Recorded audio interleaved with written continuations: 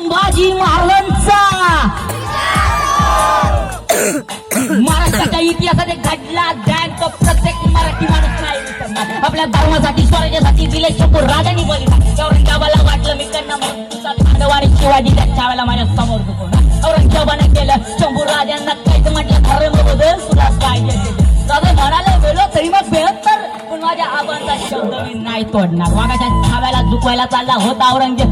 जन्मापासून मोड्यान पण वाचणार नाही असा मराठीबाणा घेऊन आलेले संभाजी महाराज कोल्हेसारखे औरंगापुढं काय झुकतील. महाराज वाकले नाही झुकले नाही म्हणून त्या औरंगजेबाने शंभू राजांच्या हातापायची पहिल्यांदी नता काढली. मन खरे पण त्यांना तो छळतच राहिला पण हा वाघाचा तेव्हा पण काही चुकलाच नाही. मग तो औरंगजेबाला वाटलं करावं काय. औरंगजेबाला वाटलं आता करावं काय. बांधलेले होते शंभूराजे. त्याने शंभूराजांच्या अंगाची कातडी सोडली आणि त्या सोडलेल्या कातडीवर मीठ सोडलं. अख्खं अंगाला रक्ताने लालेल्या त्यांचं पण मराठी म्हणा मोडेन पण वाकणार नाही. औरंगजेब आता पूर्णपणे समजूनच चुकला. या वाघांच्या रक्तात तर झुकणार नाही. त्यांना ज्वालेसाठी तापलेली सळे राजांच्या डोळ्यात घुसवली आणि काय शमशेरीवाणी चमकणाऱ्या राजांच्या डोळ्या पुढे काला काला कुट्ट अंधार झाला.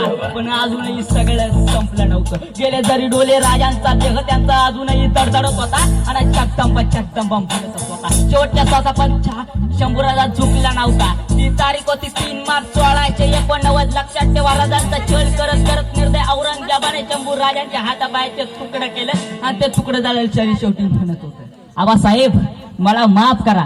मी आपलं स्वराज्य जास्त काही मोठं नाही करू शकलो पण आपल्या धर्माची मी लाज राखली आणि आता सगळं संपलं.